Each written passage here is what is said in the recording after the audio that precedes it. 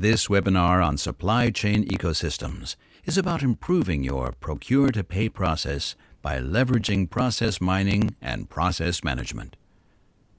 So how do you do that? By using SAP Business Process Intelligence, SAP BPI, and the combined technologies of SAP Process Insights, Signavio, and BPI Improvement. This gives you the power and autonomy you need to analyze, design, and simulate, improve, roll out, and monitor. Further, not only can you use these technologies to improve your processes, but you can also make use of your benchmark data and other SAP services to closely examine your processes. In general, you do this using the same approach as mentioned before, but here in a detailed version.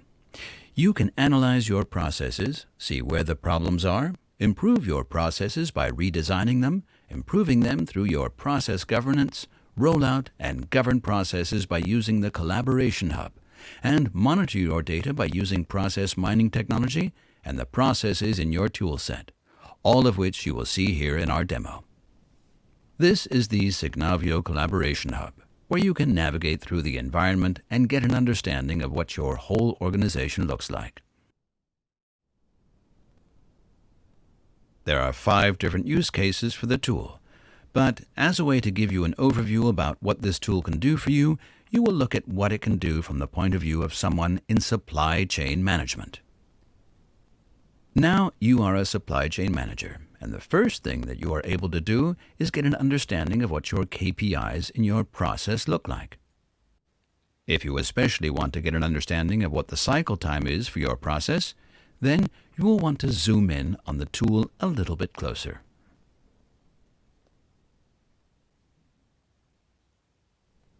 Here you see all the KPIs for your process, and you can see if you need to interact with or bring your colleagues into this discussion again. The same thing occurs when you click through the process itself. Here you can see the organizational structure of your company and the way its processes are executed. What the tools in the Collaboration Hub provide are operational insights that measure your KPIs in order to show you if your process is running the way you designed it. In this example, you can see the time to approval KPI for the global KPIs and the time to approval for the risk and IT KPIs. So it's the same KPI, just for different audiences in your organization. On a global level, those 26 days are in a red area, and you can also see that in some countries they exceed certain set values. By scrolling through the data points in the graph on the right-hand side, you can see the KPIs measured for every country code in your organization. Switching now to the risk and IT KPIs.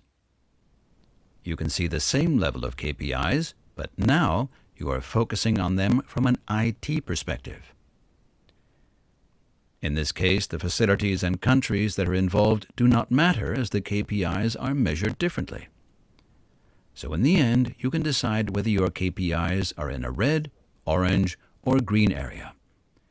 SAP also provides you with the ability to use benchmark data to see how you are performing in terms of your industries or your countries.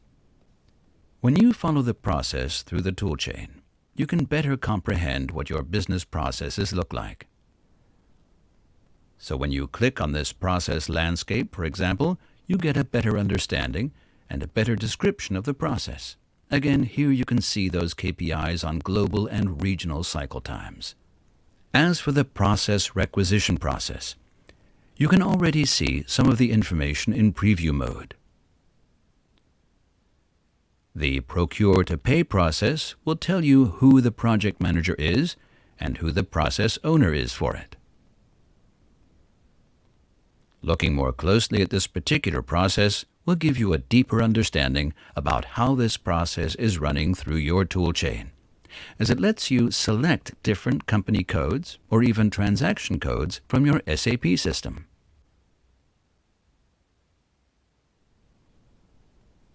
Zooming out, you get a better look at what this process looks like, which goes from the purchasing department up to the finance department. You can see what systems are involved and how this process is performing. You can even make use of screenshots in your process assessment by clicking into an activity. You see right away that all the activities are there. You have a screenshot for your general knowledge of the team. You have all the relevant information like executable transaction codes from your SAP system, you have costs, and you even can see risks and controls attached to your activity. So what does all this mean for this procure-to-pay process? Well, it's well documented and it's really clear who has to do what in this process. But you will also want to see all the details.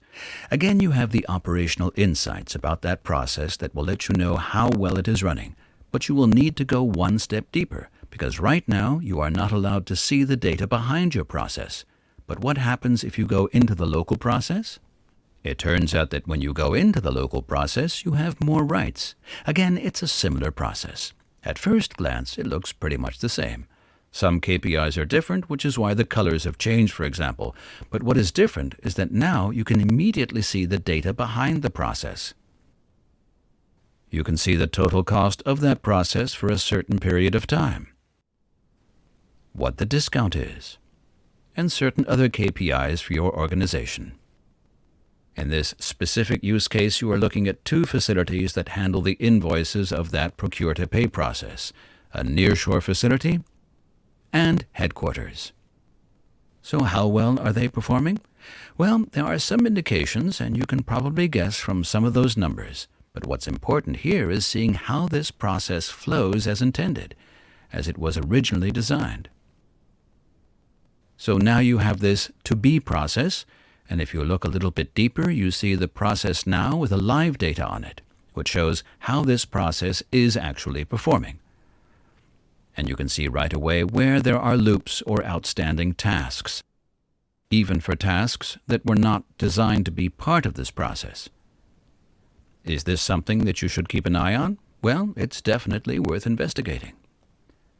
So you go on and see how many cases like that there are. How many of them follow certain rules and procedures that we follow in our organization and all those time values.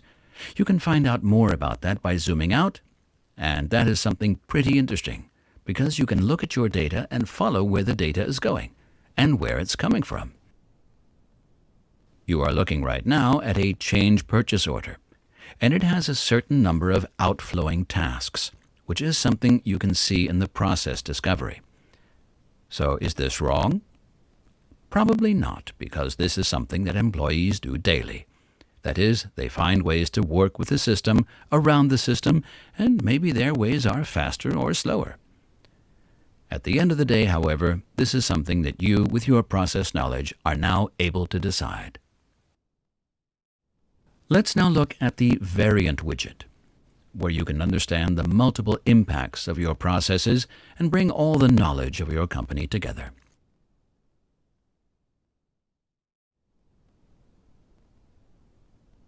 So you have the ability to look at a process, select certain variants, and determine the way you want to work in the future. Highlighting variant number 5, you can see it's going from Receive Invoice directly to Check Invoice, and then back to Approve Invoice and Pay Invoice.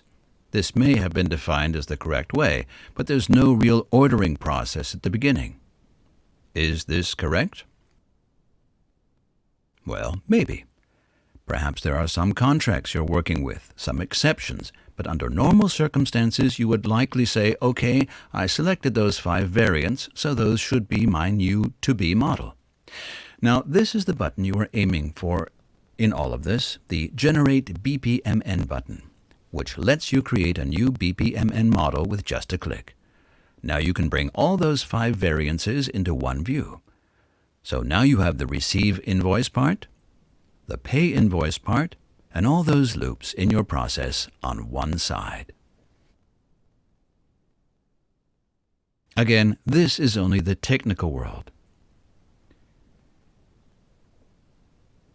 Let's first create a little more space to design your process, And then take a look at the manual tasks in this process in real life, which you can easily do like this.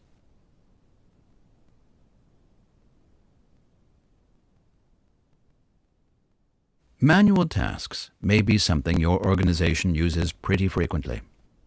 Such a task could be sending out an email, for example. But whatever it is, it reflects a truth about your process. In here you can add all the necessary information, including which documents are attached to this task. Just as you saw earlier, you can even attach screenshots containing all the information you need to perform this task. All the relevant information you need to find the right process for your organization and get a good view of what's going on. Now, if you save this, you can share it with your colleagues to get their feedback about this process. And finally, here is where you can bring this back to your ERP system, where you connect to SAP and enter this information into your Solution Manager. And by the way, you can refit and resize the process view to make it easier to see.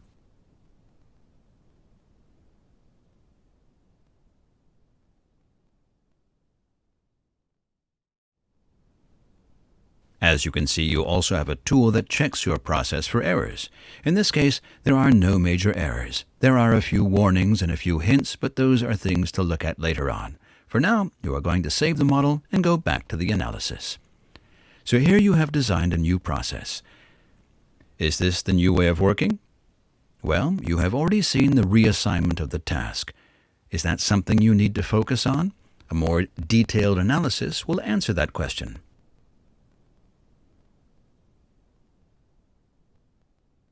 Diving deeper, it looks like a lot of your company's employees were not properly trained on following these processes, which ends up costing a lot of money in our process performance.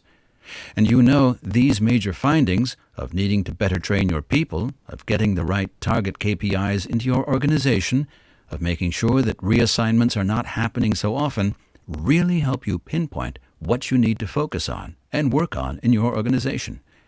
And you found all this out just by following the few steps you saw on the previous screen. Another thing that you always have to look at in a supply chain event is compliance. Is there a purchase order? Is there even a purchase requisition that you can rely on?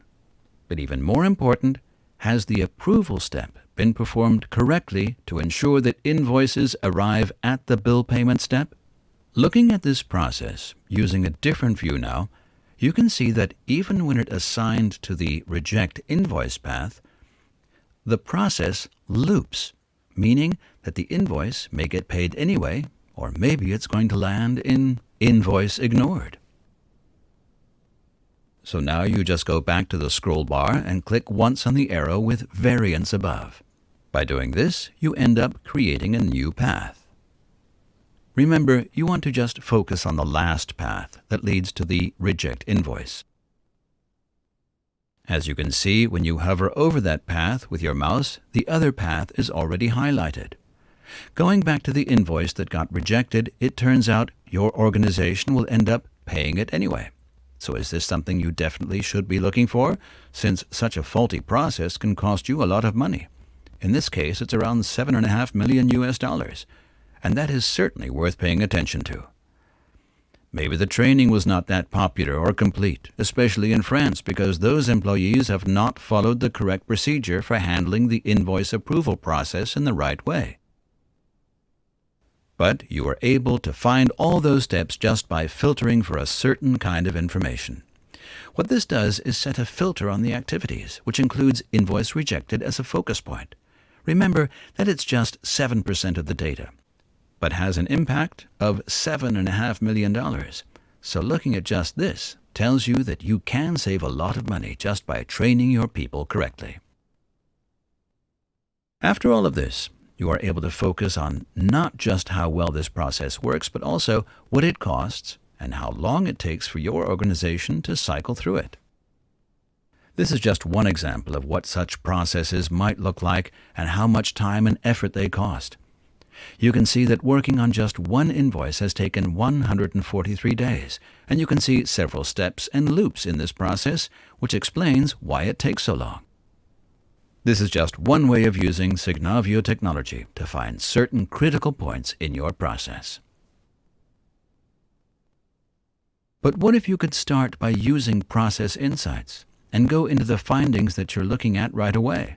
Process Insights tell you, hey, your invoices are probably not working in the right way. You're not compliant. Maybe there should be more automation in there. So at this point, you can now jump in and start using the whole tool set. One last observation. Using this technology helps you bring the two sides of the medal together. You improve your processes right away to achieve operational excellence, and make sure that even ERP transformations go smoothly by using the associated technology. How do you do that? By bringing both sides together, the manual world and the IT world. Because in the end, both sides show you the truth about the processes in your organization. To sum up, here are the three major things you will get out of leveraging process mining and process management. First, you will have a full view of how your company is doing on one page.